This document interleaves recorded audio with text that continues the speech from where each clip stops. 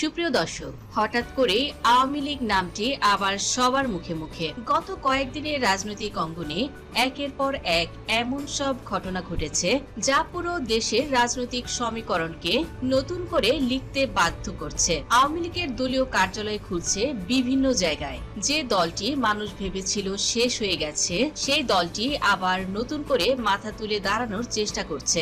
রাষ্ট্রপতি শাহাবুদ্দিন চুপ্পু পায়ের উপর পা তুলে বসে ইউনূস সরকারকে সরাসরি দায়ী করছে বিভিন্ন বিষয়ে।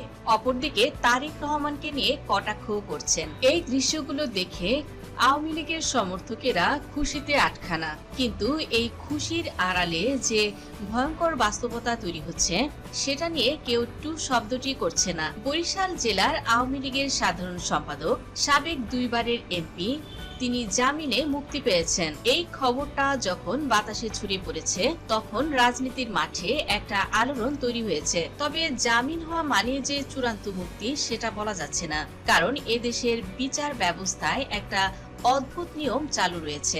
একটা মামলায় জামিন পেলে জেলের গেট থেকে বেরোতে না বেরোতেই আরেকটি মামলায় গ্রেপ্তার দেখানো হয়। ফলে জামিন পাওয়া আর মুক্তি পাওয়া দুটোই ভিন্ন জিনিস। তবুও তিনি যদি সত্যি মুক্তি পান, সেটা একজন মানুষ হিসেবে প্রত্যাশা করাটা স্বাভাবিক। কিন্তু মজার বিষয় কি জানেন, শুধু বরিশালে না, দেশের বিভিন্ন জায়গায় আওয়ামী লীগের সাবেক এমপি এবং নেতা কর্মীরা একের পর এক জামিন পাচ্ছেন। এই তথ্যটি এখন আর গোপন নেই। যদিও আওয়ামী লীগের উচ্চ পর্যায় থেকে কঠোর নির্দেশনা দেয়া হচ্ছে যে জামিনে মুক্তির কোনো খবর সামাজিক যোগাযোগ মাধ্যমে প্রচার করা যাবে না। ফেনী জেলার আওয়ামী লীগের সাধারণ সম্পাদক নিজাম হাজারী সরাসরি নির্দেশ দিয়েছেন যে কেউ জামিনে মুক্তি পেলে তার খবর ফেসবুকে পোস্ট করবেন না, অন্তত 2 মাস এই খবরগুলো গোপন রাখবেন। কিন্তু রাজনীতির দুনিয়ায় কোনো গোপন রাখার কোনো বিষয় নেই, ফলে গোপনীয়তার নীতি পুরোপুরি ভেস্তে গেছে। এতক্ষণ যা বললাম সেটা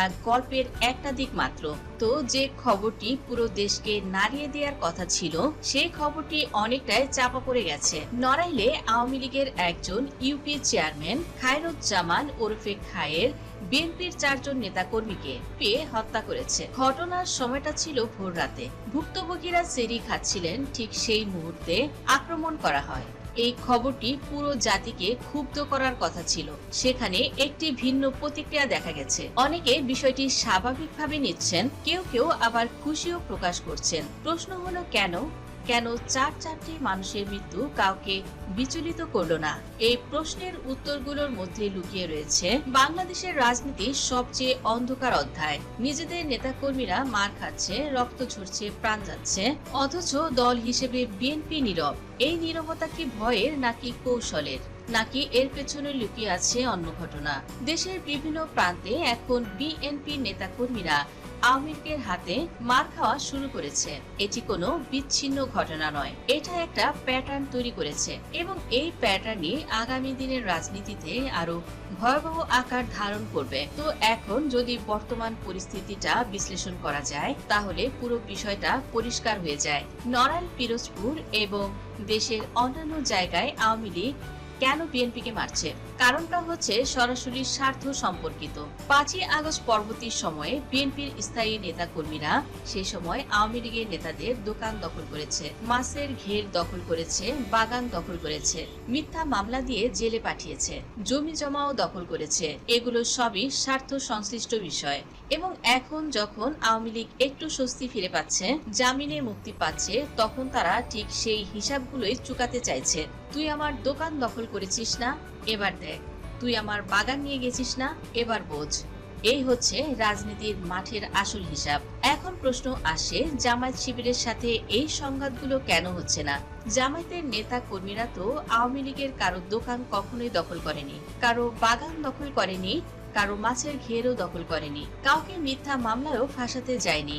এলাকা পর্যায়ে জামায়াতের যারা কাজ করেন তারা তুলনামূলকভাবে ভদ্র এবং সংযত। তাদের সাথে আওয়ামী লীগের সরাসরি কোনো সংঘাত নেই, অতএব মারামারির কোনো কারণও নেই। বিএনপি যে কৌশল নিয়ে এগোচ্ছে সেটা আরো চমকপ্রদ।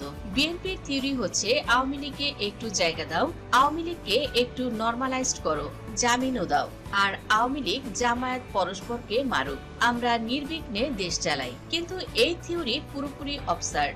এই থিওরি বাস্তবে কাজ করবে না, কারণ আওয়ামী লীগের সাথে যদি মারামারি বাঁধে, সেটা বাঁধবে বিএনপিরই, জামায়াতের নয়। বিএনপি আরো একটা জায়গায় ভুল হিসাব করেছে। বিএনপি ভাবছে আওয়ামী লীগকে একটু ছাড় দিলে আওয়ামী লীগ বিএনপির মিত্র হয়ে যাবে, কিন্তু রাজনীতির ব্যাকরণ বলে সম্পূর্ণ উল্টো কথা। আওয়ামী লীগের রাজনৈতিক প্রাসঙ্গিকতা কখনোই বিএনপির সাথে সমঝোতা তৈরি হয় না। আওয়ামী লীগের রাজনীতি মানে সরকার বিরোধিতা। বিএনপি যদি সরকারে থাকে, তাহলে আওয়ামী লীগের একমাত্র কাজ হবে বিএনপির বিরোধিতা করা। এটাই তাদের অস্তিত্বের ভিত্তি। নইলে আওয়ামী লীগ নামক সংগঠনটির রাজনীতিতে কোনো অর্থই থাকে না। স্থানীয় সরকার নির্বাচনগুলো সামনে আসছে, আওয়ামী লীগ স্বতন্ত্রভাবে প্রার্থী দাঁড় করাবে, বিএনপির সাথে সরাসরি প্রতিদ্বন্দ্বিতা করবে, ভোটের মাঠেও সংঘাত হবে, এলাকায় এলাকায় দ্বন্দ্ব তীব্র হবে। আর এই পুরো পরিস্থিতিতে আওয়ামী লীগ বিএনপিকে মুনাফিক বলতে শুরু করবে। তারা তখন বলবে, তোমরা চুক্তি করেছিলে, চুক্তি রাখতে পারোনি, তোমরা মিথ্যাবাদী। আর এভাবে বিএনপি আওয়ামী লীগের যে তথাকথিত সমঝোতা, সেটা ভেঙে চুরমার হয়ে যাবে। এদিকে জামায়াত কিন্তু এখন আর সেই আগের দুর্বল জামায়াত নেই। নতুন প্রজন্মের জামায়াত শিবির প্রচন্ড শক্তিশালী। এছাড়া সংসদে প্রধান বিরোধী দলের মর্যাদা পেয়েছে। রুট লেভেলে তাদের সাংগঠনিক শক্তি মারাত্মক। আওয়ামী লীগ চাইলেও জামায়াতের সাথে মারামারিতে যেতে পারবে না। শক্তির ভারসাম্য তো বদলে গেছে। আর সবচেয়ে মজার বিষয় হলো, যেহেতু সরকারের বিরোধী দল এবং আওয়ামী লীগও যেহেতু সরকার বিরোধিতায় নামবে, সেখানে একটা অলিখিত অঘোষিত ঐক্য এমনিতেই তৈরি হবে। যেমনটি ঘটেছিল 1995 এবং 94 সালে। তখনই আওয়ামী লীগ জামায়াতের সাথে হাত মিলিয়েছিল। আর এখন জামায়াত অনেক বেশি শক্তিশালী। নতুন মুখ, নতুন নেতৃত্ব, নতুন প্রজন্ম। আওয়ামী লীগ নিজেই জামায়াতের কাছে গিয়ে বলবে, ভাই একটু সাথে রাখেন, একটু সুযোগ দেন, আসেন একসাথে কাজ করি। ইতিহাস নিজেকে পুনরাবৃত্তি করে, শুধু চরিত্রগুলো বদলায়। হ্যাঁ, যদি ভবিষ্যতে আওয়ামী লীগ কোনোভাবে ক্ষমতায় ফিরে আসতে পারে, তাহলে যদি তারা আবারও ফ্যাসিবাদী হতে চায়, তখন জামায়াত মার খেতে পারে। সেই আদর্শিক দূরত্ব তখন অস্ত্র হিসেবে কাজ করবে। সেটা যদিও অনেক পরের কথা। এখন যা ঘটছে এবং সামনে যা ঘটবে, সেটা সম্পূর্ণ স্বার্থ ভিত্তিক।